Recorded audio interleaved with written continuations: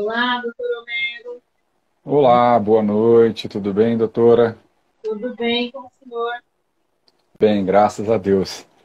Porque hoje a gente vai tentar desvendar aí alguns mistérios em volta da lei do superendividamento, né, que veio atualizar o CDC, e de um prisma duplo, né, doutora, tanto da advocacia quanto o lado da perícia também. É importante a gente frisar isso, porque a doutora é perita, né? Então esse Exato. é o grande objetivo nosso. Entrando aqui, vai compartilhando com os amigos para a gente encher essa live, que e a O gente tema vai é bom. passar muita informação interessante, né, doutora? Para a gente Sim, trabalhar bem com essa parte do superendividamento, que, na minha visão, até é um grande mistério ainda a aplicação dela prática. E a gente vai tentar ajudar a descortinar um pouquinho aí a aplicação dessa legislação hoje, tanto na advocacia quanto na perícia. na verdade, na perícia, até eu tive algumas discussões com os colegas, né, que pegaram alguns casos e realmente é muito recente, né, para a gente falar assim, já é algo certeiro, algo definido, né, doutor? Quando na verdade Sim, ainda está numa fase de aplicação, então pode ter sim alguns equívocos, né? Mas nós perfeito. pegamos, já tive algumas discussões já com alguns amigos que já fizeram, inclusive já fizeram o planejamento, né, financeiro futuro depois para os clientes deles, né? Que é um É ponto verdade. muito importante também para a lei, né? Não só o agora, mas o depois, o que há de vir, né? Eu acho que esse é um dos principais aspectos a serem discutidos e pontuados, justamente assim, na gestão financeira do cidadão hoje, como que ficaria após essa lei do endividamento, do superendividamento e para quem se aplicaria, né? Para a pessoa até mesmo não voltar a se endividar. Perfeito, é verdade. E até para a gente já deixar um spoilerzinho do que a gente vai falar mais à frente, né? Uma questão bem interessante que eu separei para a gente conversar aqui hoje, são os poderes do perito, que vai ser nomeado, por exemplo, para ser um administrador judicial ali no plano, no processo de superendividamento, porque tem um dispositivo, a gente vai trazer mais à frente para vocês, que dá margem para alguns poderes diferenciados por administrador. E aí cabe a nós, operadores do direito, é, construirmos interpretações que ensejam o maior poder àquele administrador que vai fazer a participação no processo de superendividamento. Então, tem esse detalhe que a gente vai comentar mais à frente com vocês. Eu quero compartilhar aí para ver o que a gente pode enriquecer cada vez mais, né, o trabalho tanto dos advogados e advogados quanto dos peritos e peritas no dia a dia, né, nas nossas lides forenses. E é bem interessante Exatamente. esse ponto de vista. Então, para a gente aquecer, doutora, e começar aqui, né, falar sobre superendividamento, eu acho que seria interessante a gente falar, né, quem poderia ser alvo da própria legislação. Esse é um primeiro ponto que eu vejo como relevante de nós trabalharmos, porque no Código de Defesa do Consumidor, ele tem aplicação tanto para a pessoa física quanto para a pessoa jurídica. E a lei do superendividamento, a 14181 de 2021, ela não é uma lei autônoma propriamente dita. Ela veio para atualizar o Código de Defesa do Consumidor. Então, eu tenho que isso ter muito claro na minha base interpretativa. Então, lá no CDC eu tenho essa lógica de pessoa física ou pessoa jurídica ser consumidor, mas no superendividamento não. A pessoa jurídica não é objeto da alteração promovida pela lei de superendividamento. Ela somente alcança pessoas físicas ou pessoas naturais. Esse é o primeiro ponto. Porque as pessoas jurídicas já recebiam pela legislação, doutora, o tratamento adequado pela lei de recuperação e falências. Então a pessoa jurídica já Uhum. tem uma legislação própria para isso, mesmo que ela seja Sim. consumidora numa relação ou outra pontual. Então é importante a gente fazer esse primeiro parênteses aqui para pontuar, né, para o público do âmbito de aplicação qual a pessoa que pode ser protegida pela lei de superendividamento. Não sei se a Sim. doutora quer comentar alguma coisa Sim. sobre esses. Porque não Não, sei se até procuram vocês nos um. escritórios. Não, na verdade, o que tem procurado mesmo, doutor, são pessoas físicas, né, que aí tem o superendividamento. Inclusive, uns pontos a serem destacados é que nem tudo entra, né, na lei do superendividamento. Financiamento imobiliário não entraria, financiamento de veículos, né? Então, é bem seletivo, assim, fazer uma análise prévia de toda a estrutura financeira da pessoa física, né, ou natural, daí no caso a gente entende que é CPF, né? Aqui para a gente a análise é feita dessa forma. E aí se exclui, né? Juntando aqui já na perícia, a gente já entrando um pouquinho no assunto, exclui-se dos cálculos os financiamentos, dos cálculos para fazer o planejamento. Ó, eu estou realmente endividado fora esses financiamentos.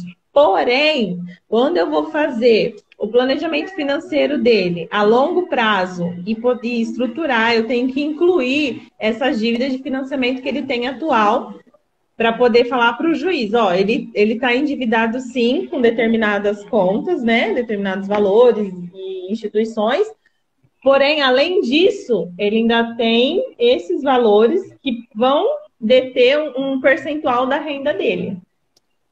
Doutora, a senhora entrou num ponto fundamental aí que a gente ia entrar mais à frente, que eu acho que é o que é considerar, né, além do pessoa natural, o que a gente deve levar para a discussão das dívidas objeto do... Eu falo do processo de superendividamento em sentido amplo, eu vou fazer essa diferenciação, até como a gente tem um público, tanto de advogados quanto peritos que não necessariamente são formados na área jurídica, né? Sim. Então, a gente precisa fazer esse esclarecimento. Só antes da gente entrar nesse ponto e contextualizar, fazer um ponto de exclusão, na verdade, né? Nós falamos que pessoas físicas, o CPF, que pode ser realmente objeto de tratamento e prevenção da legislação, mas não é toda pessoa física. Aquele superendividado que agiu de modo consciente, que a gente chama o superendividamento, a gente classifica ele superendividamento, o superendividado ativo e passivo. E no ativo, a gente tem aquele superendividado que ele é consciente, ele agiu de má fé, ele agiu pré-ordenadamente para construir as dívidas. Vamos dizer, aquele famoso playboy que vai para a balada todo final de semana, estoura seu cartão de crédito e acaba com tudo. Ele não tem patrimônio, mas vai lá e compra, dá um jeito, enrola, compra um veículo além da capacidade, sabendo que ele não tem a mínima capacidade financeira. Ele pré-ordenadamente se endivida para dar o golpe no credor. Esse sujeito está fora do tratamento superendividado. Esse corte é muito importante, porque esse é um grande mote de aprovação da legislação. Ela não é a lei do calote. Ela é uma legislação para proteger o consumidor de boa-fé que se endividou. Né? Então tem que ter a boa-fé envolvida aí, que é a base do Código Civil e também do CDC. Nós trabalhamos com a base da boa-fé objetiva em ambos os códigos, e aqui reina isso também. A gente até tem, assim, eu não sou formada em Direito, tá, doutor? Eu sou contadora e atuo como perita. E aí agora, fazendo a especialização na MBA em Direito Bancário, e tenho tido um pouco mais de acesso, conhecimento em relação ao direito civil, né? Propriamente dito, o direito bancário. E aí, o que a gente tem visto lá também? Por exemplo, no Código de Defesa do Consumidor, tem um artigo que fala que se você ficar desempregado, algum imprevisto, né, que seja previsto, entre aspas, também não acaba não abrangindo, né? Só que, por exemplo, a gente pode também citar dentro de um processo, até foi o tema de uma live da semana passada, sobre a Lei 14.010, em relação ao período de pandemia, porque, nesse caso, os CPFs que tiveram alguma dificuldade decorrente do período da pandemia, e aí se enrolou, né, algum pai de família, pessoa de boa fé, né, não só pai de família, mas o cidadão de boa fé, o consumidor, que, não, eu pagava certinho, mas por conta disso, caiu as minhas vendas, né, e aí foi aumentando, eu já tinha esses compromissos a longo prazo. Então, tudo isso é revisto, né? É feita uma análise em conjunto aí com o advogado, no caso o defensor público, né? Aqueles que procuram a defensoria. E aí é feito toda uma análise voltada a isso, né? Também que a gente consegue estar abordando dessa forma e vendo aonde a gente consegue pontuar para ajudar esse consumidor. Perfeito. Realmente, com relação a essa parte do superendividado, que a gente considera, né, o superendividado passivo, que são aqueles decorrentes do acidente da vida, por exemplo, a pessoa ficou doente, é algo que ela não estava prevendo. A pandemia é um contexto muito claro e muito atual para a gente explicar isso, né? A pandemia veio E é um fato que poderia ocorrer, mas jamais ninguém pensaria que isso aconteceria. Não é planejado, não é o que está dentro do controle do ser humano. Então isso aqui, eu perdi o emprego em decorrência da pandemia, me endividei em decorrência da pandemia. Então, nessa situação, eu posso falar de um superendividamento passivo, nesse caso. Então, foi por um acidente da vida, ele ficou doente, então encaixaria-se ali nesse contexto. Uma doença na família, não necessariamente do próprio consumidor, mas, por exemplo, a esposa passou por um problema de saúde e ela era o arrimo de família.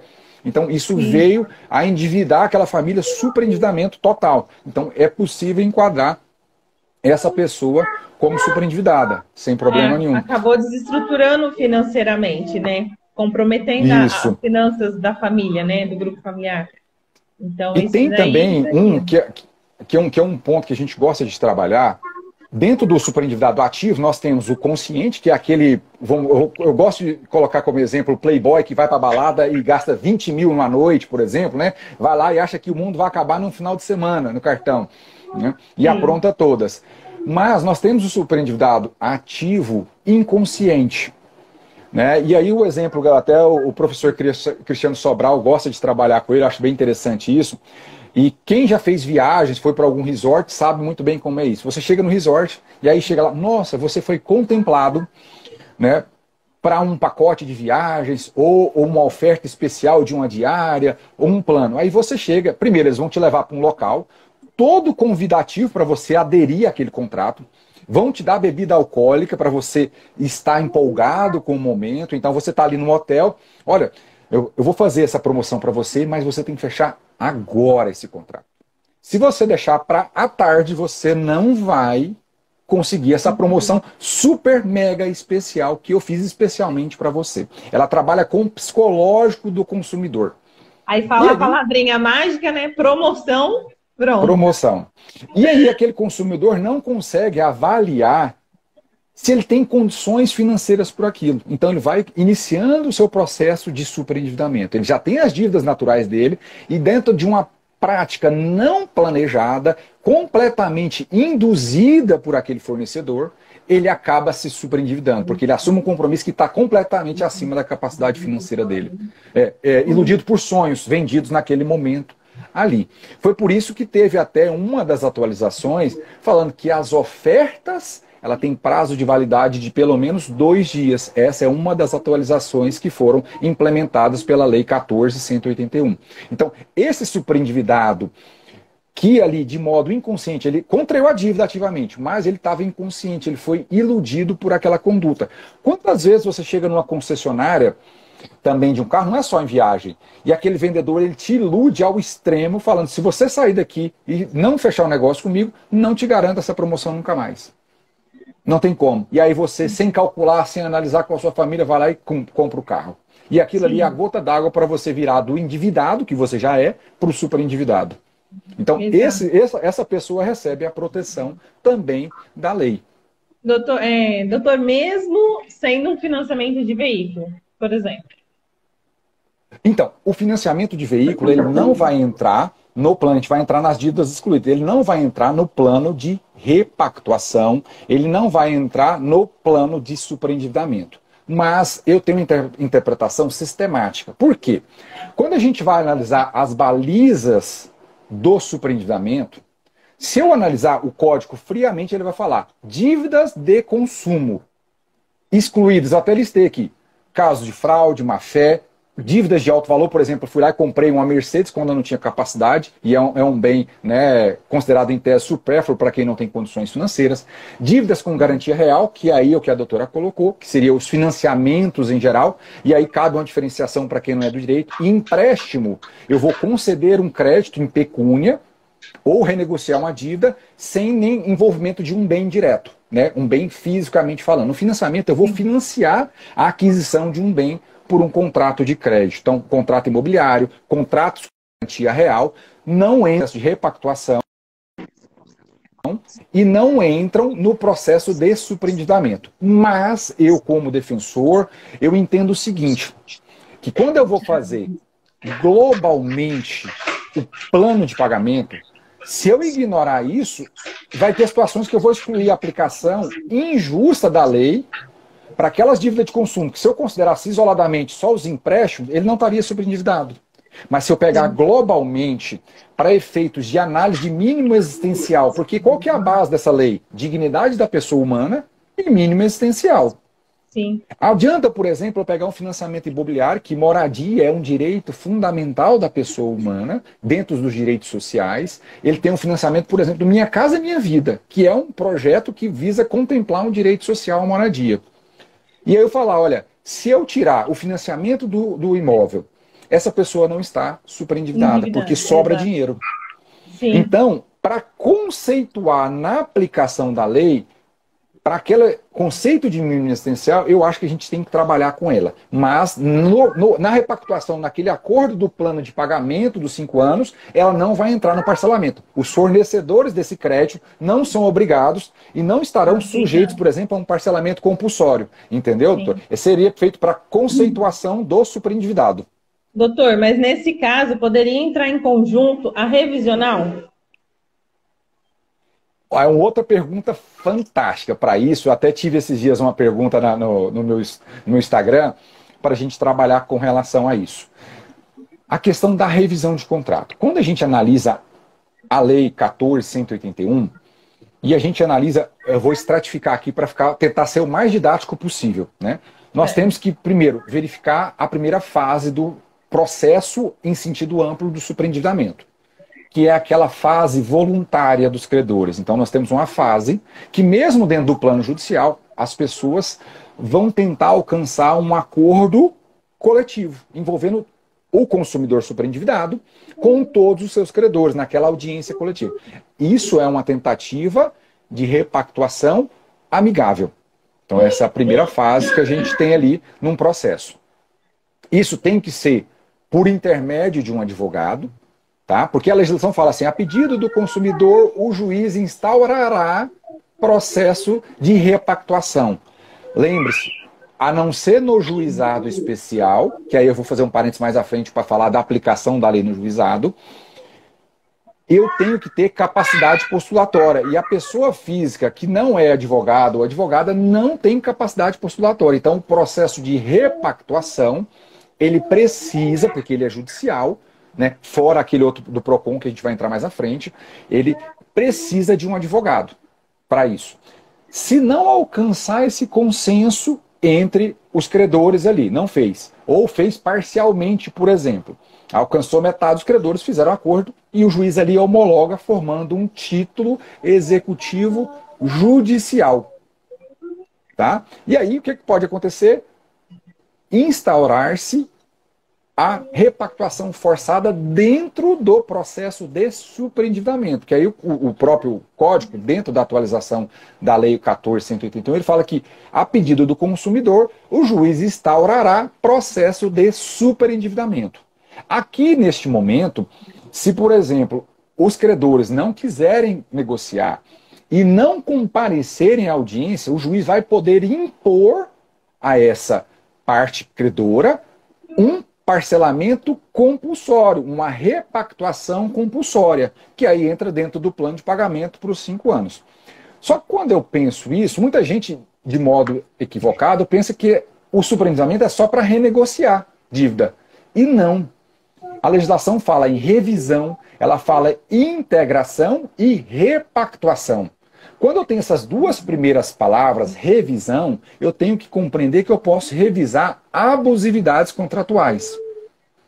E quando eu falo de integração, é quando, por exemplo, eu tenho um contrato que, por exemplo, não está expresso qual que é a taxa de juros pactuada. Que aí a gente pode atrair a súmula do STJ que fala contratos bancários que não tiver expressamente prevista a taxa de juros remuneratórios, eu vou integrá-lo a partir da taxa média do Banco Central do Brasil. Então essa é uma forma de integração. E nós temos a repactuação, que é a renegociação mesmo, que pode ser voluntária ou compulsória.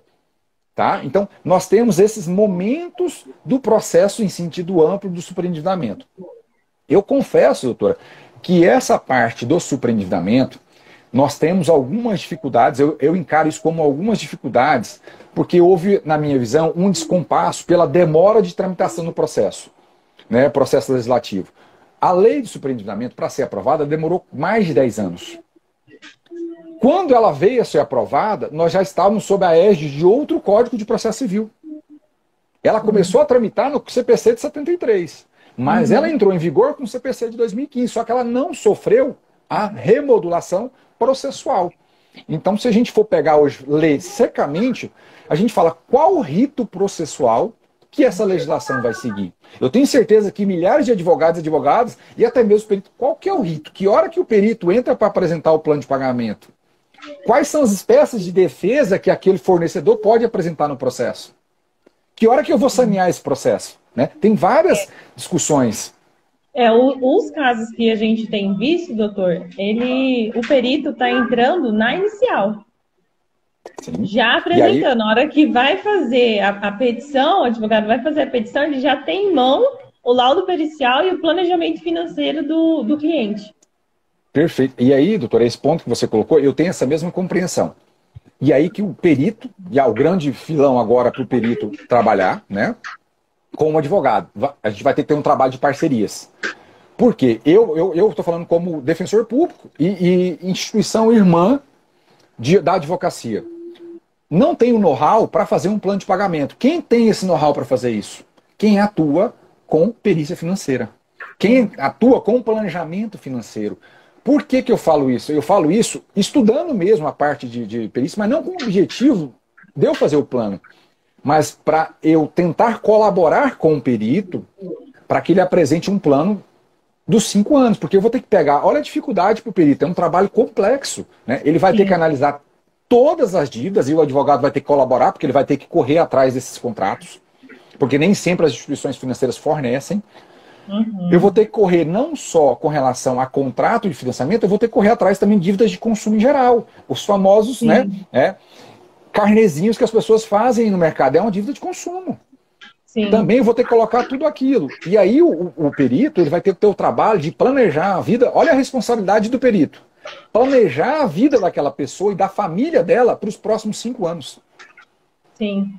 Então, assim, é bem complexo o planejamento. Eu falo que se não trabalhar com um perito, e não é qualquer perito, eu não posso pegar um perito que está fora do mercado dessa área para fazer esse planejamento financeiro. Por exemplo, eu não vou pegar um perito genérico que está na área de engenharia, só porque ele tem formação na área exatas, que ele vai ter capacidade técnica para isso.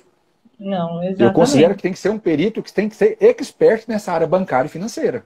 Sim, até mesmo porque, igual o doutor falou, a complexibilidade é muito gigante. E a responsabilidade maior ainda. Porque a gente, como perito, a gente tem que prever quase que o futuro do cliente, como que ficaria.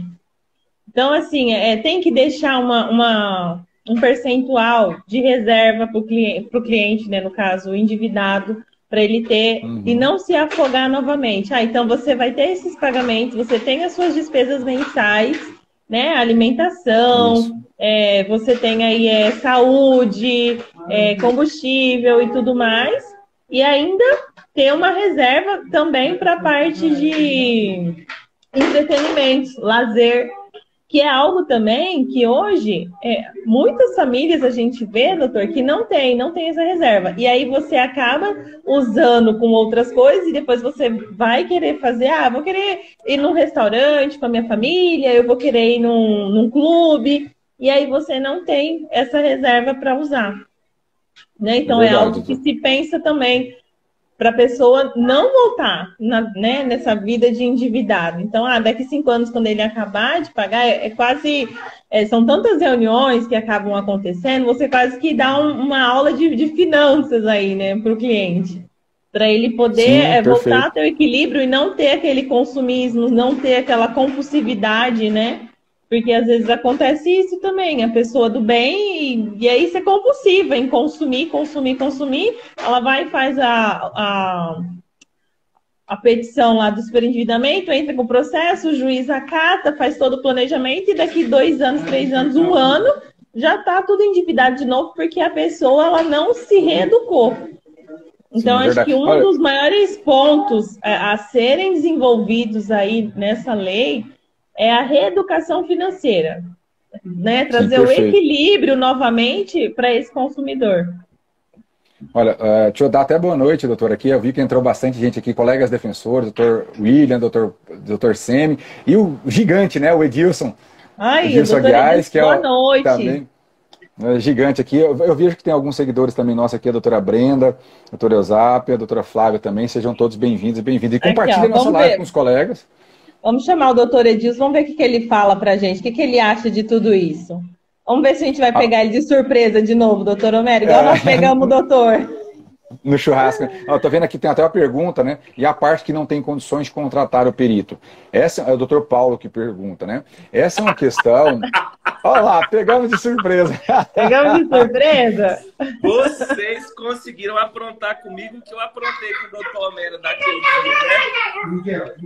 Então, falei, vamos ver se ele tá no churrasco aí, ó. Não, tô no churrasco. Estou no meio de uma construção. Deixa eu colocar um fone de ouvido. Eu tô vendo, tá cheio de faixa listrada, zebrada aí atrás, né? Sim, estou no meio de uma construção. A gente está mudando a sede do Bicapa. Então o pessoal está organizando aqui. E eu só quero agradecer, não vou atrapalhar vocês, não. Obrigado por ter feito o convite, ter me colocado aqui no meio da conversa. E eu acho que esse ponto que a doutora Kelly estava abordando, a necessidade de educação financeira é fundamental. E eu acho que, com certeza, essa legislação ela vem para obrigar as empresas a fazerem isso, né? A conscientizarem as pessoas. Porque se for esperar a pessoa conscientizar sem aquele tal do incentivo, não vai acontecer. Então, a gente coloca essa imposição e acaba que vai dar certo. Mas, assim, eu tô aqui para aprender. Obrigado pelo convite, doutor Homero. Homero, gruda na Kelly aí. Kelly, gruda no Homero, porque só tem boas parcerias. Agradecer, realmente eu tô aqui do lado de cá, aprendendo, tá? E mandando pro pessoal aqui, convidando mais gente para entrar na nossa live. Combinado, abraço, então, doutor. Obrigada. Tchau. Tchau. Viu, doutora? Tem uma pergunta aqui, doutor Paulo. E se o pessoal quiser mandar pergunta, até manda pela interrogaçãozinha que tem aqui embaixo, até melhor para a gente não perder nos comentários. Com relação à parte que não tem condições de contratar um perito. Ele pergunta isso, né? É uma pergunta muito pertinente, porque o superendividado é uma pessoa que naturalmente está em má, né, situação financeira.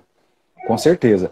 Então, assim, nós temos os dois caminhos. O advogado, ingressar com a ação para tratar do superendividamento, também pode a Defensoria Pública trabalhar com esse superendividado. Os PROCONs também trabalham, né, os órgãos de defesa do consumidor em geral, pela própria legislação, pela própria 14.181, ele dá poderes às entidades pertencentes ao Sistema Nacional de Defesa do Consumidor a promover o tratamento e prevenção do superendividamento.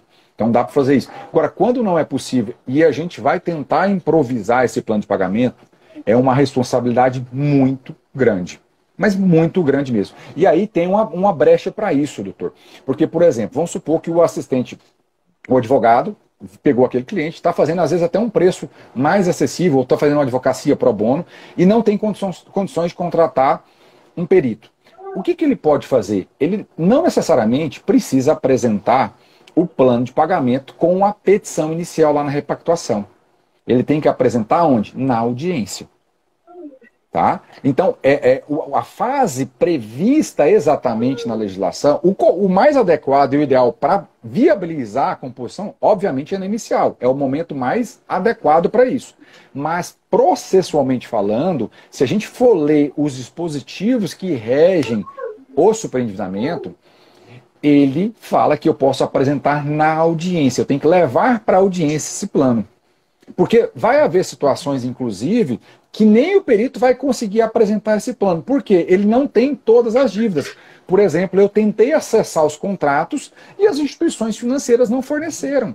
Eu não tenho a informação detalhada do quantitativo da dívida. Então, como é que eu vou apresentar um plano de pagamento sem saber das condições contratuais? Quais são os encargos moratórios que regem aquele contrato? Então, talvez você consiga suprir isso. E como há uma grande possibilidade de gratuidade da justiça nesse sentido, aí cabe ao advogado e à advogada trabalhar. Olha, juiz, essa pessoa aí hipossuficiente, ela está precisando da repactuação de dívida, e se for o caso do processo de superendividamento, mas ela não tem condições. Então, para garantir o acesso à justiça, peço que se nomeie um perito para que se apresente o plano de pagamento. É como se fosse uma prova pericial de modo antecipado. Aqui, o superendividamento, doutora Kelly, ele vai depender muito da criatividade do advogado, da advogada. Porque quando a gente tem uma legislação nova, nós temos um prato cheio para o advogado, a advogada construir boas teses. A legislação, ela vem, né? Ela vem ali de um jeito, ela é pensada tentando achar a melhor solução, só que a evolução do tempo, os fatos, são muito mais avançados do que o tempo legislativo. Então, vai depender muito do trabalho do advogado para isso. Então, eu vejo como uma brecha para isso a produção antecipada de provas, vamos assim dizer, né, tomando de empréstimo lá no CPC, para que o juiz nomeie um perito que faça a apresentação do plano de pagamento. Porque se eu proibir isso, o que vai acontecer? Eu estou fechando as portas da justiça para o superendividado. Sim. Então Até a gente vê essa brecha. O doutor José Machado, ele pergunta, o devedor deveria comprovar a insolvência? Né? Mas aí como que ele comprova? A gente entende que... Aí, desculpa, doutora, meu telefone acabou tocando bem na hora. A insolvência? Isso. Né? Então, que no caso... Ótima pergunta, viu, doutora? Esse é um ponto que pode trazer dúvidas interpretativas.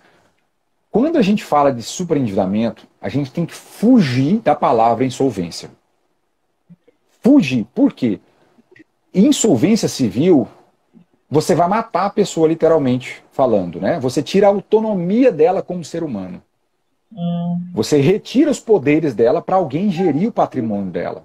A gente não quer confundir, inclusive a própria legislação, se você pegar a Lei 14.181, ela diz que o fato de eu pedir a repactuação e o superendividamento, o processo de superendividamento, não significa, não se traduz em insolvência civil. Então, eu não preciso provar a situação de insolvência civil. O que eu preciso é fazer o quê? É demonstrar que a minha capacidade econômica hoje, o que eu recebo e o que eu tenho de patrimônio, é insuficiente para fazer cobertura daquelas dívidas que estão ali. E não é só dívida vencida. Eu posso incluir nesse processo de repactuação as vincendas também.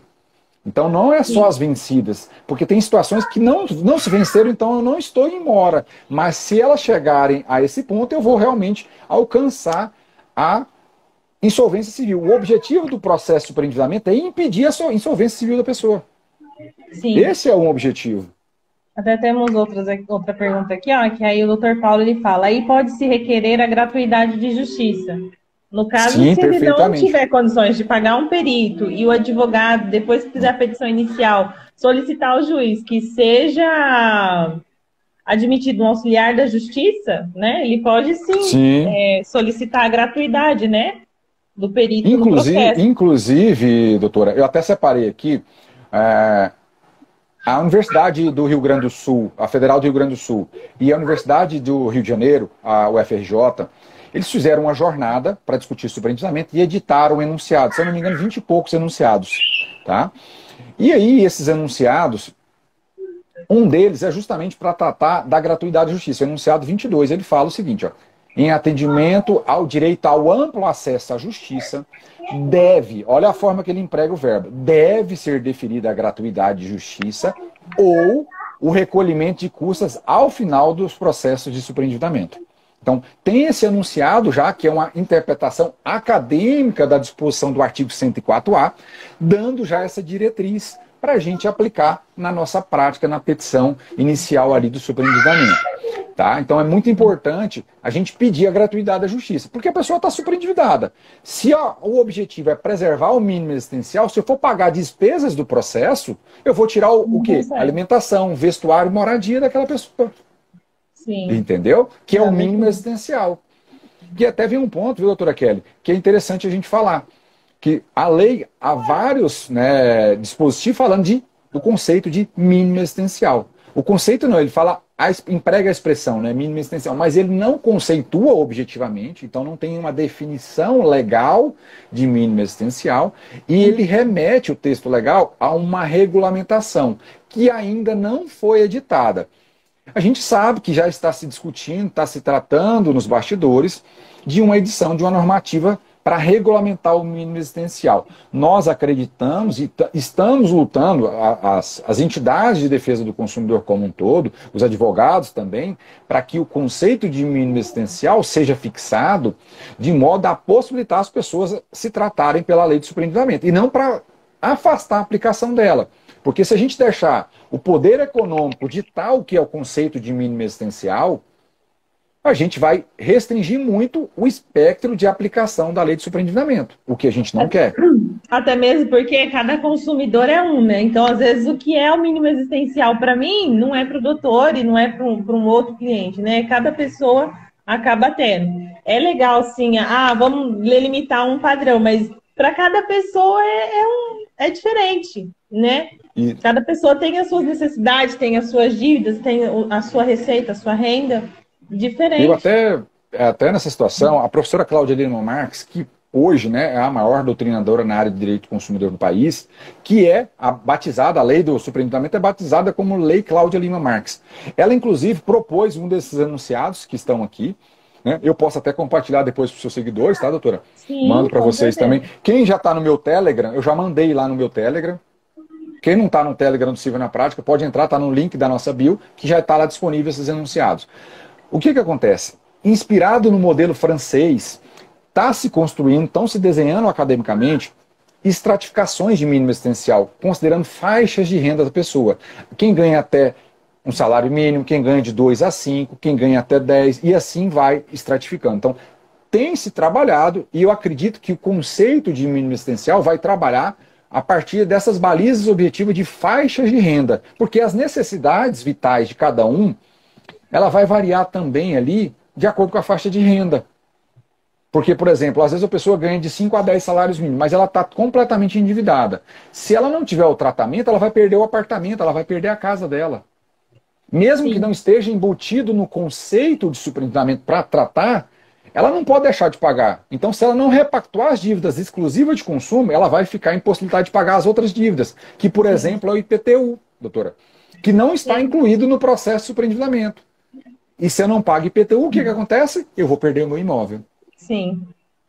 Entendeu? Talvez não seja muito hoje amplo. nem amanhã, mas vai acumulando, né, doutor? Com certeza.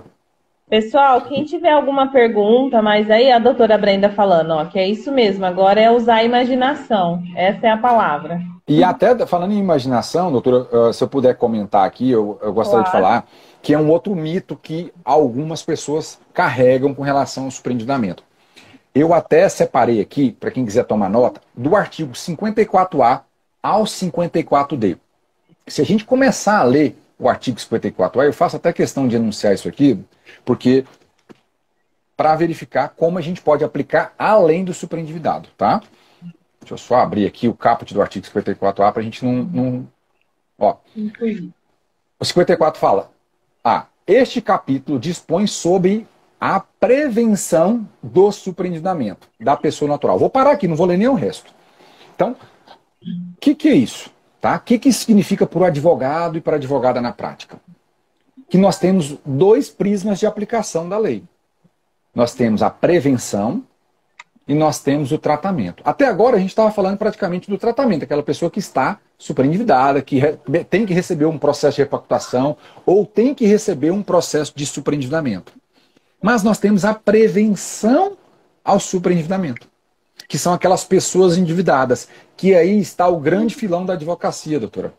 Por quê? Nós temos, nos índices que a gente pega de pesquisa, mais de 67 milhões de brasileiros e brasileiras na condição de pessoas endividadas no país. Sim. Olha o potencial de cliente que existe isso. E esses artigos 54A ao 54D, ele fala da prevenção. Então, aqueles contratos bancários, aqueles contratos de crédito, de empréstimo, incluindo aqui o consignado, eles recebem a tutela desses dispositivos. E por que eles são importantes? Cartão de crédito, né? Também, perfeito, perfeito. Crédito responsável. Aquelas empresas, né, que prometiam crédito para negativado, crédito facilitado. Então, isso constitui prática de crédito irresponsável. Sim. Então, quando eu vou discutir um contrato hoje, Lógico que a gente vai ter um corte temporal aqui, é importante falar isso. Se eu não me engano, artigo 3º da lei, tá? A lei 14.181, vou repetir para não ficar com erros, a 14.181, ela atualizou o CDC, mas ela tem dispositivos autônomos. Um deles é o artigo 3º, que fala da vigência dessa legislação. Ela fala que a validade daqueles contratos firmados anteriormente à lei são regidos pela lei anterior. Mas os efeitos produzidos sob a égide da Lei 14.181 aplica-se a esse dispositivo. Então, quando eu vou falar de prevenção, hoje aquele consumidor foi lá e firmou um contrato de crédito com um fornecedor, com essa empresa que promete crédito para negativado. Ele foi lá e fez um crédito de 22% ao mês, que é a prática comum dessas empresas, desses fornecedores do crédito para negativado. Então, foi lá. Essa empresa tem o dever, vou repetir, tem o dever de analisar a capacidade econômica daquele consumidor. Se aquele consumidor está numa zona de endividamento, ele não pode empurrar ele no precipício. É dever do artigo 54A para frente, até o D, daquela instituição financeira, analisar a capacidade de pagamento. E aí eu tenho possibilidades em cima disso de reduzir juros, afastar encargos por prática de crédito irresponsável. E mais, os enunciados que eu citei a vocês aqui, ele fala que inclusive é possível a responsabilização civil, então eu leio aqui, dano moral, por prática de crédito irresponsável. Sim. E aí entra aquilo que o doutor Edilson comentou, né, agora que ele participou com a gente. A educação maior vai estar naquele que fornece o crédito. Isso mesmo, ele que perfeito. vai forçar o consumidor a se reeducar financeiramente. Sim, Por quê? Às vezes, o que acontece? Igual, né, essas empresas aí que oferecem créditos a negativados. Ela já sabe que a pessoa já está com a corda no pescoço, né? Sim. E aí, qual que é a probabilidade desse consumidor deixar de pagar essas empresas e elas irem embutindo juros em cima de juros, né? E aí aumentando gradativamente a dívida desse consumidor, até chegar num percentual aí que é quase impossível de pagar, impagável, né? Só que com essa alteração da lei e a vigência da 14.181, a gente consegue ver que é possível sim o consumidor se reeducar por meio do credor, do próprio credor, porque o próprio credor vai ter que se educar, ele vai ter que analisar, não, esse consumidor, eu posso realmente dispor o crédito para ele?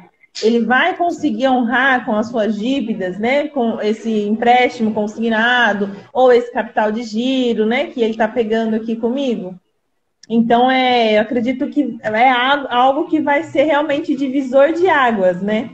Só que talvez não seja a tão curto prazo quanto a gente espera, né? Talvez sim, algo por ser tudo muito novo, né? Algo que talvez vai demorar um pouco aí para as empresas se sensibilizarem, essas empresas de crédito, banco, financeiro, até mesmo, às vezes, a gente vai comprar num carnê, né? Pode ainda ter aquelas lojas que vendem no carnê, vende a prazo, e aí, mas tem um jurinho, né? Só que às vezes nem consulta a renda da pessoa, a pessoa só fala, eu ganho 3 mil, 5 mil, 10 mil, e não se certifica que é isso mesmo, né? E acaba liberando crédito e a pessoa vai se afundando cada vez mais. É verdade, isso mesmo. E aí, doutora, tem até uma pergunta aqui, né? A questão da lei do distrato. Ó, compromisso de compra e venda, lei do distrato foi prejudicial e a incorporadora não verifica a renda. Pode aplicar a lei? É como a gente mencionou. Eu até anotei aqui, as dívidas excluídas estão no artigo 54A, parágrafo 2º e 104A, parágrafo 1º. Então, de modo expresso, ela enuncia, né, ali no Código de Defesa do Consumidor, quais são as dívidas que estão excluídas. Financiamentos vinculados ao sistema financeiro, elas estão excluídas, financeiros e imobiliários estão excluídos. Dívidas com garantia real, que aí eu vou financiar, né, um crédito para comprar um bem específico, estão excluídas do espectro de aplicação da lei de superendividamento. Mas, doutor, eu vejo assim, excluídas do processo de superendividamento ali, de tratamento completo. Mas, quando eu falo de direito à informação, eu não consigo pensar em exclusão de qualquer contrato de consumo. Porque quando eu estou falando de financiamentos em geral, que envolva a aplicação do CDC, nós já temos hoje o artigo 52 do CDC, que fala do direito à informação nos contratos de outorga de crédito em geral. Sim. Eles são casados hoje com outros dispositivos da Lei de Superendividamento que atualizou o CDC, falando do direito à informação. E aí agora robusteceu muito o que é o direito à informação nos contratos de crédito em geral. Se o objetivo desse capítulo é justamente prevenir o superendividamento, e essa parte trata do acesso à informação adequada e clara, que aí envolve até a chamada, né, a transparência máxima da instituição financeira, esses dispositivos de direito à informação dá para a gente tomar de empréstimo e aplicar. Por isso que aí vem a criatividade do advogado, sabe, doutora?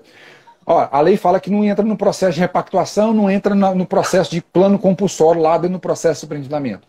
Mas será que o contrato de crédito de financiamento imobiliário ele pode ser despido de qualquer dever de informação, de colocar o custo efetivo total, de fornecer cópia do contrato ao consumidor, de não informar as taxas praticadas, as tarifas praticadas? Não. Eu entendo que isso aqui dá para aplicar, dá para fazer um diálogo das fontes aqui aplicando isso nessas situações que eu vou discutir. A pessoa não está superendividada, mas eu estou falando do direito à informação. Eu posso tomar como empréstimo essas disposições do próprio CDC e pedir a aplicação, inclusive a responsabilização pelo crédito responsável. Eu acho que a gente tem margem muito forte para trabalhar com isso. Tanto é, doutor, por exemplo, existe a súmula 381 do STJ que fala que contratos, né, bancários não podem ser revisados de ofício pelo juiz. Cláusulas abusivas não podem ser declaradas de ofício pelo juiz.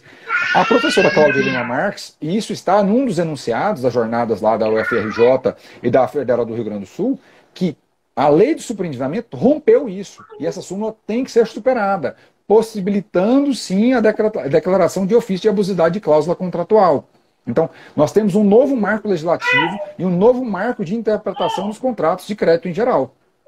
Sim. Entendeu? Aí, nesse caso, vai acabar batendo bem de frente, né, doutor? Porque ele fala que a questão, o juiz ele não tem a competência técnica da matemática para falar se Sim. isso é realmente abusivo ou não. Por isso que acaba detendo o auxiliar o perito, né? O auxiliar da justiça, né? Faz a solicitação.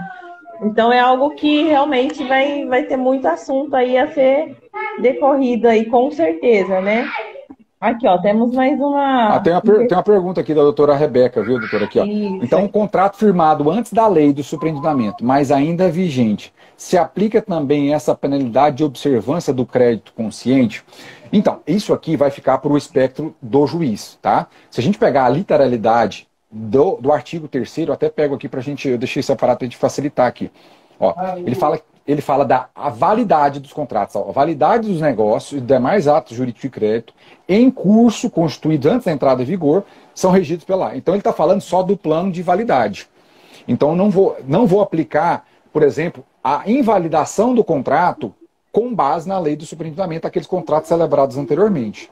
Mas os efeitos que ele causou na vida financeira do consumidor pela prática do crédito responsável, para colocá-lo ali no plano de repactuação, mesmo os contratos passados entram ali. Essa é a minha interpretação. Pode ser que a jurisprudência consolide outro sentido. E eu tenho muito medo da jurisprudência com relação a bancos. Sim. Tenho muito medo mesmo. Ó, até o doutor Edilson comentou aqui, ó. Essa é uma informação muito interessante. Está corrigindo um erro do STJ ao atropelar a natureza de ordem pública do CDC. Isso mesmo, perfeito. É isso mesmo. E o enunciado está expresso aqui, ó, que eu até, para passar para o pessoal, quer ver?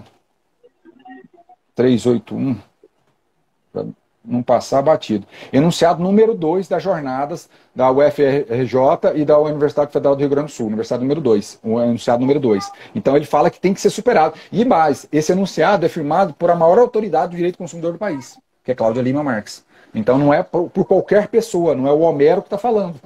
Né? É a Cláudia Lima Marques que propôs esse enunciado, que realmente já deveria ter, pela própria disposição expressa do CDC, ser norma de ordem pública, como bem colocou Edilson, né? Ser possível a declaração de ofício de cláusulas abusivas em contratos bancários. E aí, doutora, essa questão que você colocou, se me permite, da questão do conhecimento. Né? Tem um dispositivo aqui, eu vou até abrir aqui, que são dos poderes do administrador. Que isso é uma questão, não sei se a doutora já chegou a ter na prática alguma nomeação. Não, como administradora, não. Como administradora, não teve nenhuma situação? Não, ainda não. Ó, esse dispositivo aqui é bem interessante. Ele fala aqui, o juiz poderá nomear administrador, desde que isso não onere as partes, o qual, no prazo de até 30 dias, após cumpridas eventuais diligências, apresentará o plano de pagamento, e aí vem o final, que contemple medidas de temporização, então ele vai escalonar as dívidas para ser paga ao longo de 5 anos. O temporização eu leio e entendo como isso, mas vem um detalhe aqui que eu quero entender ainda como é que o tribunal vai se portar com ele. Ou de atenuação dos encargos. Veja a dimensão desse dispositivo. É o artigo 104b, parágrafo 3º. E aí, Edilson, você que está aí, vou te provocar aí para a gente discutir isso e plantar isso na cabeça do judiciário. O que o legislador quis dizer atenuação dos encargos? Quer dizer que o administrador, o perito que vai ser nomeado, ele pode propor exclusão de encargos, moratórios ou remuneratórios, para que a dívida se encaixe nos 5 anos? Porque se eu não quitar o plano de pagamento de 5 anos, perceba, a lei fala, o plano de pagamento tem que quitar todas as dívidas em 5 anos. 5 anos. Senão não dá para aplicar a legislação. Essa é a lógica que está traçada na lei. Se eu não consigo, diante do volume de dívidas e dos encargos inerentes àquelas dívidas, fechar uma conta dentro do que aquele cara tem de renda, ou aquela pessoa tem de renda, nos 5 anos, o administrador pode cortar encargos ou não? O que é o atenuará encargos? E essa é a discussão. Eu entendo. A lei não contém palavras inúteis. Vocês vão brocar de latino, regras de interpretação, que eu não posso desconsiderar o que a legislação disse aqui. Então, o perito pode propor. O juiz, não, obviamente, não está atrelado a essa sugestão, vamos assim dizer, né? Assim como ele não está atrelado a um laudo pericial. O juiz pode desconsiderar uma perícia e aplicar o entendimento dele. Sim. Então, mas o perito pode propor, olha, juiz, para você quitar isso, nos 5 anos, você tem que afastar esses encargos moratórios todos, ficando o quê? Principal e correção pelo índice oficial. Ponto. Então, afasta todos os encargos. Comissão de permanência daqueles contratos anteriores a 2017, ou aqueles juros remuneratórios da mora, que é a substituição da comissão de permanência, né? Vocês que são peritos sabem muito bem disso, como tem nesses contratos. Então, o perito pode fazer isso ou não? Essa é um grande desafio. E é uma pergunta muito instigante. Por quê? Atuando como perita judicial, a gente deve fazer aquilo que está solicitando no processo. Então, se o advogado da parte solicitou que fosse expurgado as tarifas, fosse expurgado os juros e tudo mais, tudo bem. Dentro do plano, vai fazer o que está solicitando no processo. Porém, se eles não solicitarem, né, fez a petição, não colocou lá o expurgo, só faz o planejamento, não pede para excluir mora, para excluir comissão de permanência, aí acho que já fica meio travado o trabalho do perito do juiz. Então, vamos lá, vamos tentar construir algo aí positivo para o consumidor superendividado. Por isso que a gente está fazendo essa live hoje, primeira coisa. Né? Por isso que a gente está aqui no Sigo na Prática e não quer experiências. Lá, até o doutor Edilson colocou, a gente precisa ensinar isso para os advogados pedirem na quesitação. Porque senão o perito do juiz ele fica de mãos atadas, né? O que é minha preocupação? E aí eu estou fazendo uma confissão de uma aflição pessoal minha dos meus estudos da lei de superendividamento. Tá? Vamos lá. Eu já disse que a gente tem que ter o encaixe do plano de pagamento em 5 anos. Dentro daqueles 5 anos. A legislação, pela interpretação que ela traz, ela não dá poderes, pelo menos de modo expresso e objetivo, ultrapassar esse lapso de 5 anos. Sim. Essa é a lógica. Mas o superendividado, pensa o seguinte, se a gente travar tudo, que não pode dilatar prazo e não pode atenuar encargos, qual o superendividado que quita os 5 anos? Se a gente tiver, por exemplo, só um empréstimo aí, a pessoa foi lá e fez um empréstimo de 100 mil reais, ela ganha 2 salários mínimos. Alguém com crédito irresponsável foi lá e forneceu 100 mil reais para alguém pagar, que ganha 2 salários mínimos. Sim. Como é que ela quita 100 mil reais em 5 anos? Não quita. Você matou a lei. Matou. Então, qual que é o meu papel? Interpretar a máxima efetividade da norma posta. Sim, então, exatamente. Esse é o nosso papel. Então, a gente tem que aqui buscar essa possibilidade de atenuação dos encargos para fazer a justa posição do plano de pagamento nos 5 anos. Então, Sim. isso que a gente tem que buscar, colocar na cabeça, e aí, como o Edilson colocou, o advogado diferenciar tem que colocar no quesito, ele tem que induzir o juiz a caminhar nesse sentido. Sim. E só assim, né, doutor, nós vamos conseguir mudar um pouquinho o judiciário, né? O professor Edilson, ele até fala bastante lá, a justiça não socorre os que dormem, né? Então, assim, às vezes, eu não vou entrar com o processo, ou eu não vou aplicar tal artigo, tal lei, porque isso daqui já está decidido e não tem como revogar. Mas, na verdade, se você não for batendo, né, na tecla, e aí for mostrando, não, e aí uma hora vai chegar, o juiz vai falar assim, peraí, esse advogado está falando, aquele advogado está falando, essa parte entrou solicitando isso, a outra parte também entrou, eles vão parar e vão começar a analisar e ver se realmente faz sentido aquela decisão que teve lá no passado para os dias atuais. E né? aí, eu vejo muito isso assim também. E a janela de oportunidade é essa que a gente tem agora. Porque, por exemplo, no contexto que a gente estava, vamos fazer um divisor temporal. Antes da Lei 14.181, qual a perspectiva que a gente tinha de superar, por exemplo, a súmula 381? A minha visão é zero. Zero. Porque nós não tínhamos nenhum norte interpretativo para usar a técnica que a gente chama de overruling, de superação de precedentes, para isso. Não tinha nenhuma tese mirabolante, academicamente falando, para superar essa súmula. Por mais que o código expressamente fala até hoje, né, que o CDC é norma de ordem pública. Agora, nós temos uma janela interpretativa, que é um novo marco legal, que reabre estruturalmente a parte de superendividamento, e não só isso, prevenção. Quando eu falo de prevenção, tudo aquilo que pode ensejar o superendividamento tem que atrair a legislação. Então eu não vou fazer só quando a pessoa está na beira do precipício. Eu vou impedir dela chegar próximo desse precipício. Sim. É isso que é o papel nosso como advogado. E aí, como a doutora colocou, a gente tem que fazer essa cultura, trabalhar e colocar quesitos muito detalhados para o perito ter espectro. E aí vale o trabalho muito de parceria do perito extrajudicial com os advogados, para se construir raciocínios de peritos que falam assim, olha, qual que é o quesito que eu tenho que trabalhar para o perito chegar a essa conclusão que tem que excluir, por exemplo, os encargos moratórios apenas. Então, como é que eu vou trabalhar esse quesito? Eu vou ter que perguntar assim, perito, você precisa excluir? Não. Como é que eu faço para quitar as dívidas que tem aqui hoje com a renda X nos 5 anos? Eu preciso excluir juros moratórios, eu preciso excluir multa. Quais são os índices para excluir, para possibilitar esse pagamento? Qual seria o tempo para se pagar dentro da normalidade dos contratos, com todos os encargos? Então, eu vou ter que construir quesitos que caminhem e direcionem o perito. Não é fácil, é um trabalho complexo. Até já direcionando e reformulando o quesito, doutor, poderia até ficar assim, queira o doutor perito apresentar a planilha ou o plano financeiro expurgando-se correção monetária, juros moratórios, multa, etc. Né, tarifa? Porque aí ele já vai ter lá, falou, tá vendo, doutor? Então, se o perito apresentar os cálculos expurgando-se todos os encargos, comissão de permanência, tarifa, ele teria uma dívida de tanto. Se o perito apresenta os dois e faz comparativo, né? Ele vai ter uma dívida de X mil reais, vamos supor, uma daria 20 mil, a outra daria 70 mil. Então, fica muito claro para o juiz o que ele deveria considerar, né? Porque, na verdade, quem vai decidir vai ser o juiz. Mas o advogado, induzindo o perito a favor do cliente dele, fica muito mais fácil. Sim, com certeza. Porque, do outro lado, o banco vai estar fazendo isso.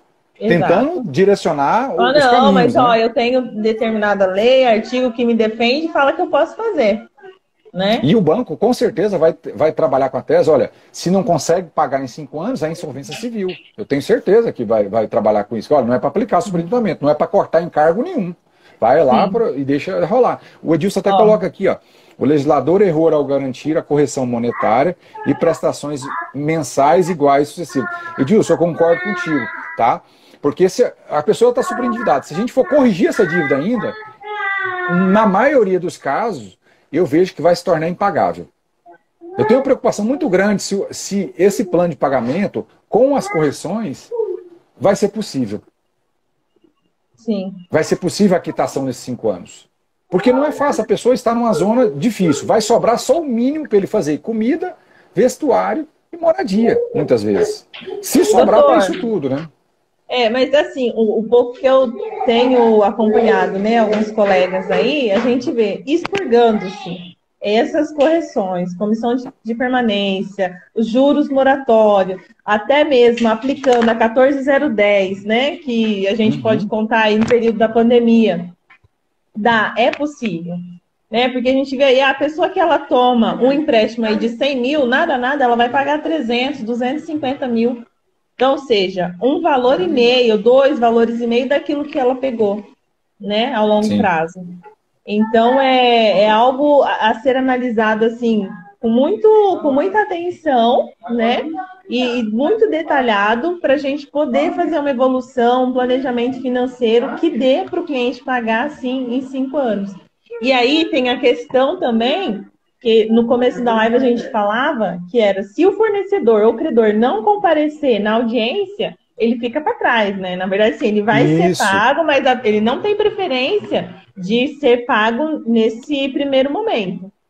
Fazendo uma analogia, né, com a falência, ele vira um crédito criográfico. Ele vai lá para o final da fila, né? Ele vai receber, mas lá no final da história, né? Então, assim, isso é importante. Eu acredito que comparecer ou deixar de comparecer vai ser difícil. Vão ter casos esporádicos que a pessoa não vai comparecer. Mas aceitar a conciliação, eu não sei como é que vai ser na prática. Eu confesso que eu estou muito ansioso para chegar a essa fase de aplicação mesmo ali, porque a gente está num momento ainda de incipiência geral da aplicação da legislação, né? Nós estamos mais na fase de construções interpretativas do que concretização de posicionamento. Então, eu me preocupo muito com o que os tribunais vão fazer, e aí a gente, como advogado e defensores públicos em geral, nós temos que ter responsabilidade no peticionamento. Porque, como a Edilson já colocou, nós é que construímos jurisprudência, não o juiz. Se eu não levo uma tese muito bem feita, eu não consigo, né, convencer o tribunal que aquela minha tese é boa, é razoável e tem espaço de interpretação e aplicação concreta. E aí é assim que se forma a jurisprudência. Se eu levo mal, vai formar jurisprudência negativa ao consumidor superendividado e àquele que está endividado também. É a preocupação que eu tenho da prevenção.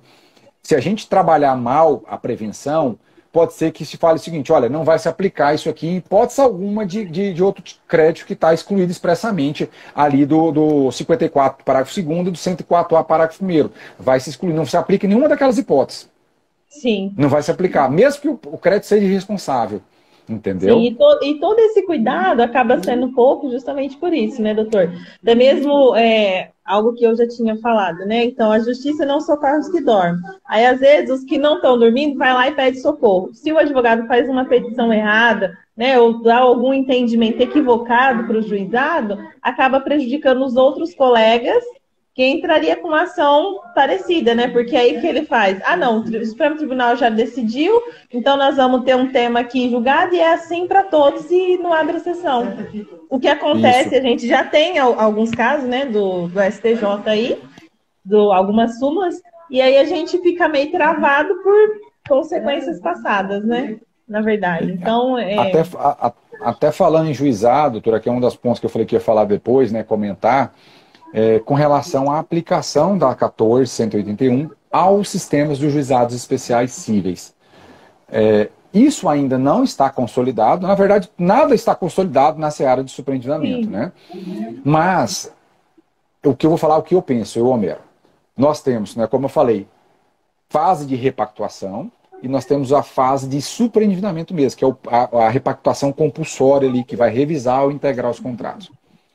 Se a gente não alcançar o consenso no juizado especial, tem que se instaurar, a pedido do consumidor, o processo de superendividamento. E dentro desse processo de superendividamento, é possível nomear-se um administrador provisório. O rito é completamente diferente com a lógica do juizado. Não é compatível procedimentalmente essa sistemática do superendividamento com do juizado. Eu vejo que não vai ter aplicação. Eu acredito que vai se caminhar para isso. Porque ali teria uma dilação probatória, vamos assim dizer, porque eu teria que ter uma fase de plano de pagamento pelo administrador judicial. Sim. Então, eu penso que não vai se aplicar. Mas pode ser que a jurisprudência consolide falando, o FONAGE vem ou não. É perfeitamente aplicável em todas as fases. Agora, o que dá para se fazer também e pensar é convênios, por exemplo, entre os órgãos públicos em geral, para se fazer, dentro do espectro do juizado, aquela fase extrajudicial. Porque as entidades e órgãos de defesa do consumidor também podem instaurar processo, né, de repactuação voluntária de dívidas do superendividado, Ô, doutor, pela via extrajudicial. Isso geraria mais credibilidade, digamos assim, para o devedor, a hora que ele fosse solicitar o arbitramento no juizado ou não? Para ele ver assim, ó, eu já busquei os órgãos competentes, né? Para fazer uma conciliação, né? E aí eles não quiseram, não aceitaram, e aí por isso que acabou entrando com o processo e tudo mais. Isso traria uma certa vantagem ou não, independente? Eu confesso que eu não consigo ver uma vantagem imediata. Até que eu falei a questão procedimental, eu estou muito curioso para entender como é que a jurisprudência vai entender se existem, por exemplo, quando eu fiz aquela divisão em processo de repactuação, tá? E o processo de superendividamento. A legislação emprega o verbo, a flexão verbal, instaurará processo de repactuação e instaurará processo de superendividamento. Quando eu falo em instaurar, dá a entender que vai instaurar um novo processo, novos autos, mesmo que digital. Uhum. Só que eu, Homero, o que eu penso? Eu acho que a gente tinha que ter um sincretismo processual aqui. Nós termos fases do processo. Então, ele instaura um processo ali de repactuação, que é a primeira fase. Não alcançou consenso, eu venho com uma petição, como se fosse uma emenda, lá daquela tutela cautelar antecedente, adequando agora para abrir a fase do superendividamento, colocando num processo só, em um auto só, todo aquele tramitar ali. Tá? Porque se a gente for pensar de modo estanque, pensa o seguinte, eu distribuo a repactuação, aí não deu acordo, eu vou ter que distribuir outro processo. Qual que é a razão disso para efeito de instrumentalidade das formas, de celeridade? Porque teria que ter uma prevenção, aí, se a gente fosse pensar. Vai ter prevenção, não vai ter prevenção? O ideal, pensando, né, raciocinando aí com o doutor, como se fosse a primeira instância, segunda instância, algo do tipo, né? Isso. É uma questão que ainda vai ter que ser pacificada, porque não ficou tão claro na lei do superendividamento e não ficou claro, porque o CPC, o rito é outro. O rito, se a gente pegar o procedimento comum, eu cito para comparecer à audiência de conciliação, depois é que vem a contestação. Aqui, sim, quando eu tenho primeiro um processo de repactuação, depois no superendividamento eu já cito para contestar. É diferente. É prazo de 15 dias para contestar.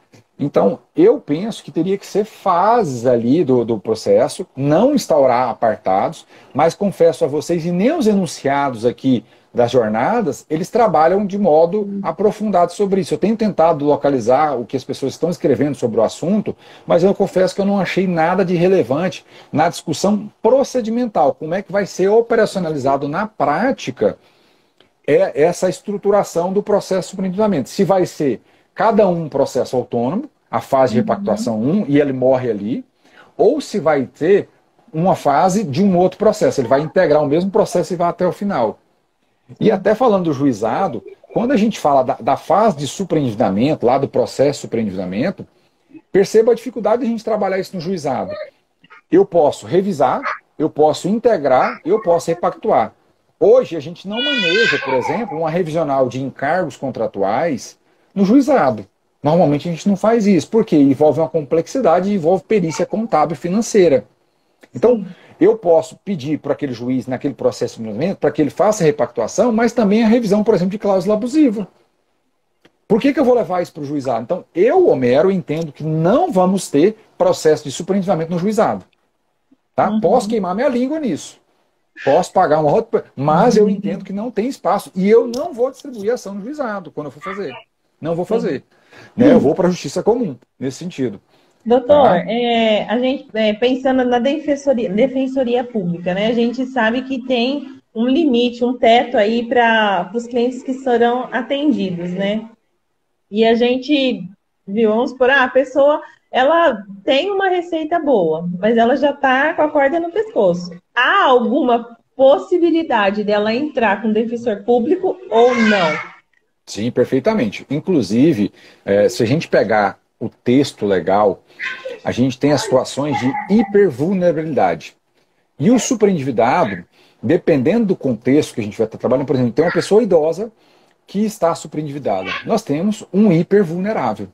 Com certeza, mesmo que ele ganhe 10 mil reais bruto, vamos assim dizer, né, ele vai ser atendido pela defensoria, porque na verdade ele não tem disponibilidade financeira de 10 mil reais. Ele não tem nem o mínimo existencial normalmente. E a gente, antes da lei de superendividamento, nós já tínhamos várias defensorias no país com núcleos de tratamento e prevenção ao superendividamento, que atendia essas pessoas. Então, tínhamos muito, por exemplo, servidores públicos que tinham uma renda razoável entre 5 e 10 mil reais, mas na prática ele estava percebendo 500 reais por mês. Eu já atendi uma pessoa que tinha uma renda bruta de 10 mil reais, mas ela percebia mensalmente líquido, fora aquilo que era debitado em folha de pagamento e o que era debitado diretamente na conta dela, ela recebia 700 reais. Dos 10 mil que ela receberia. Então, assim, ela não tem, por mais que está expresso ali que ela teria 10, não tem. Óbvio que no curso do processo ela pode recuperar a capacidade financeira dela, tá? Aí a defensoria tem que sair, ela constitui um advogado, tá? Se ela consegue, por exemplo, recuperar, porque a assistência da defensoria pública, e assim como a justiça gratuita, então vamos deixar claro, a assistência jurídica da defensoria pública não é permanente. A justiça gratuita não é permanente. Ela depende do momento econômico da pessoa no curso do processo. Então, se eu restabelecer a minha capacidade econômica, o que eu vou ter que fazer? Fazer a constituição de advogado. E mais, o Poder Judiciário pode ali revogar dali para frente a gratuidade da justiça. Nada impede. Né? Ó, então... O doutor Edilson está falando, precisa fazer mais lives assim todos os dias para divulgar aos advogados a necessidade de se refletir sobre o assunto. Sim, eu concordo que esse tema é um tema realmente palpitante, novo, que tem que ser debatido, porque assim, só vai conseguir construir interpretações boas do texto legal com esses debates, com esses diálogos, né? Eles são muito produtivos. Às vezes a gente sozinho, isolado ali no nosso escritório, pensando, às vezes não evolui tanto, mas com debate, com diálogo, com provocações de quem está assistindo, e provocações eu falo no bom sentido, provocações para fazer instigar o pensamento, né? A gente aguçar o pensamento, são importantes. Isso que faz a gente evoluir como profissionais, né? Ó, a doutora Cristina está perguntando, no caso do superendividamento, o consumidor poderá juntar todas as dívidas, por exemplo, dos bancos mais um cartão de crédito, em um mesmo processo, dado que o sistema financeiro bloqueia tudo? Perfeita pergunta, viu, doutora? Essa é a lógica do processo de superendividamento hoje. Negociação global. A audiência envolve todos os credores, tanto daquela extrajudicial que é possível, então vamos dividir. Se você tem um núcleo do consumidor, por exemplo, na Defensoria do seu Estado, ou no PROCON, que é um órgão de defesa do consumidor, e ele tem um núcleo de tutela ali do superendividado, e ele instaura um procedimento administrativo extrajudicial de tratamento de superendividamento. Esse órgão pode fazer uma negociação global, ela não é impositiva na fase extrajudicial. Agora, quando eu vou para o judiciário, a audiência é global, então eu convoco, né, vai citar-se todos os credores para aquela audiência. Todos os credores daquelas dívidas de consumo que não estão excluídas pelo 54, parágrafo 2º, 54, parágrafo 2º e 104A, parágrafo 1º. Aquelas que estão excluídas, elas não vão entrar no processo de repactuação, tá? Mas elas só vão entrar no planejamento, né, doutor? No planejamento, pra gente ver que... Para descobrir qual é a capacidade econômica, né? Nesse caso, eu acredito que assim, ele não vai ser chamado lá para negociação como os outros credores, né?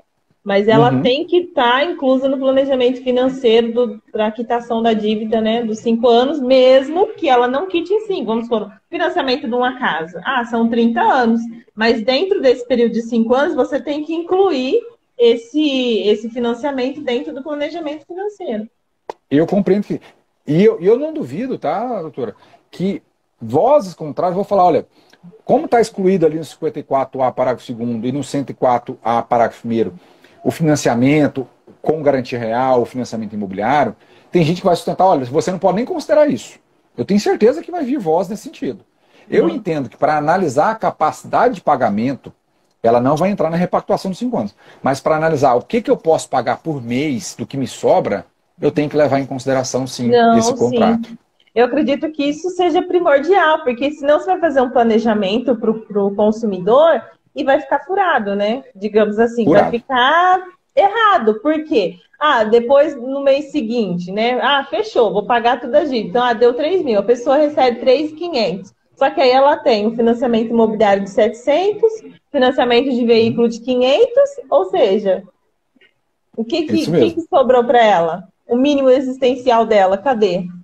Não vai existir, na verdade, né? Por isso que tem que tomar em conta. Não vai ser imposto no plano de pagamento compulsório, mas realmente, na tomada em consideração da capacidade econômica, eu tenho que excluir essas situações ali e considerar no plano apresentado. É realmente muito interessante. Mas eu, assim, só para deixar claro para ela, se eu tenho, por exemplo, empréstimos com 20 bancos diferentes, tá? Todos eles vão compor o meu processo de superendividamento. Porque a repactuação é global dos contratos. Nada impede de eu fazer acordos parciais. É importante deixar claro isso. Então, por exemplo, naquela fase judicial de repactuação, eu tenho 20 bancos. Eu consegui fazer repactuação com 10. Sobraram quantos? 10 para continuar. Então, o juiz vai homologar aquela repactuação de 10 e eu posso prosseguir com o processo de superendividamento para tentar a repactuação forçada com os 10 remanescentes. Sim. Por isso que eu falo e penso que nós temos um sincretismo. O que é? Um processo que vai iniciar e terminar no mesmo, vamos pensar em autos físicos, né? No mesmo pacote, no mesmo processo ali. Nós teríamos aí, por exemplo, nessa sentença homologatória dos acordos parciais, sentenças parciais de mérito, falando aí para os advogados. No processo civil a gente tem sentenças parciais de mérito, que formam título executivo judicial. Tá? Então eu poderia fazer a homologação daqueles ali e prosseguir com relação aos demais. Tá? Não vejo problema nenhum com relação a isso. Mas o tempo aqui vai nos dizer, de acordo com a criatividade com os advogados e advogadas, aí, como é que vai comportar o judiciário com relação à distribuição ou não de autos separados. Sim. Tá? Pessoal, quem tiver mais alguma pergunta, mais algum questionamento, alguma pontuação, algo que a gente talvez tenha passado batido, queira que a gente, né, abra aí a discussão, quiser comentar aí. E aí a gente já... Se não tiver, já foi 1h20 já de live, né? Pode... Então, passou muito rápido. O tempo voa, não tem como. Bom, doutor, se o senhor quiser, depois já então entrar com as considerações finais, né? Porque a gente realmente passou e eu nem vi. Agora que eu vi que já deu 1h20. O tempo voa. Na verdade, eu falo assim, eu vou fazer live de 1 hora. Não consigo. Eu falo muito. Mas é bom, eu acredito que assim, quando a live ela passa de 1 hora, é porque o assunto tá bom. Né? Você vai, acaba discutindo, entrando em outros questionamentos e o negócio vai ficando bom. Então, assim, você não quer parar de falar. Né? E eu acho que isso vale muito a pena. Pedir pro pessoal, marca a gente, printa a tela aqui. Vou fazer um momento print, né? Printa a tela pra gente aqui, compartilha, vê o que achou, comenta. Se não gostou também, pode compartilhar, porque críticas são sempre bem-vindas, na verdade. E é pra gente melhorar, exatamente. Melhorar o nosso futuro. Eu não sou dono da verdade, a gente está aqui para aprender. É um processo grande de aprendizado, eu ensino e aprendo ao mesmo tempo. Eu estou sempre para isso. Então, estou à disposição, viu, doutora, para a gente, sempre que quiser discutir esses assuntos, não só superendividamento, mas direito bancário em geral, revisão de contrato bancário. Sim, nós vamos. Tem muito assunto, né, doutora, a ser falado. Eu agora, com a MBA aí de direito bancário, tive a oportunidade, né, de aprender um pouquinho mais a cada dia, de estar aprendendo. E com certeza não faltará temas para a gente fazer uma live e poder discutir e trazer para o pessoal, até mesmo porque é o que eu falo, né, com alguns colegas. Antes do direito bancário, da especialização em si, porque hoje a gente trabalha focado no direito bancário na MBA, né? Era algo muito assim, acabando de ser superficial. vamos dizer, né? Sim, Você sim. vê um pouco aqui, você vê um pouco ali, e acaba ficando meio superficial. Hoje eu já vejo a oportunidade de ser mais específica, ser expert, literalmente, né, no direito bancário, e ajudar aí os meus parceiros, né, os advogados, até mesmo os meus clientes, que tem alguns clientes que me buscam, que vêm procurar aqui no escritório, que não tem um advogado, né? E aí a gente consegue discutir, eu consigo demonstrar para o cliente os pontos que podem ser relevantes, o que a gente pode trabalhar junto, e aí acabo fazendo a indicação aí dos advogados parceiros, para Sim, a sim. gente poder dar o melhor para o cliente, o melhor para o consumidor. Que a gente fazendo um trabalho em conjunto, um trabalho bem feito, explorando todas as oportunidades que a gente tem para se explorar no direito bancário, é possível sim um bom trabalho, um bom resultado para o cliente. Eu concordo, viu, doutora? Assim, Né? hoje não tem como a gente falar que a gente está isolado numa ilha e trabalhando sozinho. Tudo é Não, networking, é relacionamento, é contatos, é advocacia colaborativa. Não tem exato. como a gente fugir desse mundo hoje, né? Até Não. porque, por exemplo, eu falo muito isso nas minhas aulas de bancário em geral, que hoje quem atua nesse ramo, e o superendividamento é um deles, tem chance de advogar no Brasil inteiro. Nós temos Não, o o processo juízo. digital ajudou demais. E aí a gente pode Ah, falar assim, as consequências da ah, pandemia, né? ó, doutora, Digamos o pessoal está assim. pedindo para fazer pose pro print. Ah, Ajuda isso. Boa, é, vou fazer o- pose.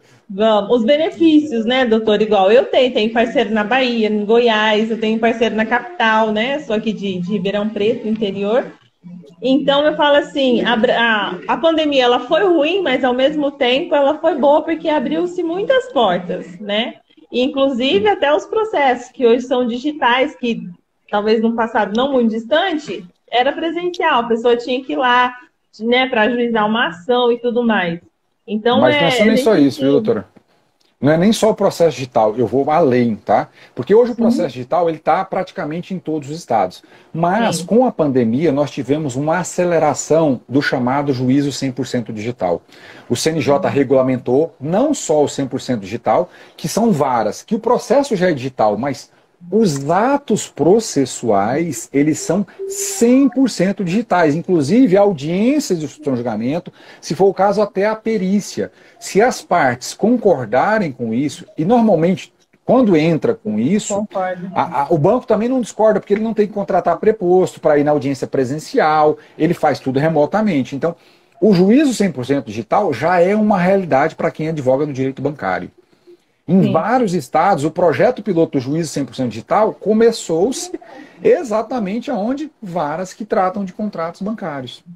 É aí que está o piloto. E mais, nós temos o chamado de Núcleo de Justiça 4.0, que é uma outra, é a mais nova resolução do CNJ que trata da virtualização em geral.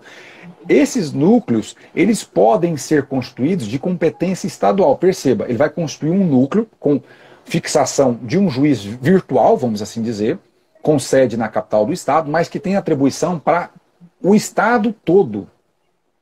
Então nós temos dois mecanismos de trabalhar em qualquer lugar do país. Eu posso ter um escritório Sim, virtual. Então tá um nicho aí gigantesco. O direito bancário sim, nunca morreu. Ele cresceu muito mais na pandemia. sim. Né? Então E aí tá aí, um como nicho diz o doutor, é só afiar o machado. O só doutor afiar o Edilson machado. fala que nós Isso vamos mesmo. elevar o nível da régua, né? Vamos subir o nível aí.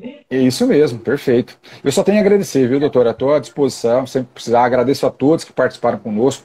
Quem não segue dos meus seguidores, a doutora Kelly, segue aqui, clica aqui em cima no Instagram, aqui em cima, né? Aqui, lá acima agora, Isso, que é que agora não precisa nem experiência. sair para seguir. E quem não me Exato. segue, né, pode passar a seguir a gente lá. Estou à disposição por direct, pode mandar mensagem, a gente responde sempre que possível, tá? Estou à Sim. Bom, disposição. eu gostaria de agradecer, né, doutor, pelo sim do doutor por estar aqui hoje, né, na terça-feira. E muito obrigada mesmo. Acredito que foi um tema muito bom. A gente conseguiu debater, conseguimos atingir o objetivo, acredito eu. Caso o pessoal tenha ficado com alguma dúvida, pode chamar também no particular. Desde já agradeço a todos que estiveram aqui com a gente. Olha lá, o pessoal do IBCAPA, né? Tem uns colegas aí da Ah, MBA que estiveram aqui com a gente também, os parceiros advogados. Então, só tenho a agradecer mesmo. Acho que a gente conseguiu, pelo menos, cutucar um pouquinho aí o pessoal, né? E até mesmo a gente, para a gente poder se instigar e cada vez buscar mais conhecimento, se aprofundar, não ficar tão na superficialidade, né? A gente se aprofundar, sim, na legislação e naquilo que ela trará de benefício para os nossos clientes. O Edilson já está provocando ali que a gente vai estar no MBA da turma de vocês, lá do Bicapa, né? Com ele. A gente está trabalhando, já está unindo esforços para que isso aconteça, né, Edilson? Se Deus quiser, olha aí, isso vai ser muito grandes bom. novidades para vocês. Tá? Estou sempre à disposição e podem mandar perguntas no direct e a gente responde. E a gente semanalmente também abre as caixinhas ali no Instagram, tá? Para perguntas. Muito obrigado a todos e todas. Vamos tirar o print, doutor? Opa, estou à vontade. Vamos tirar a foto.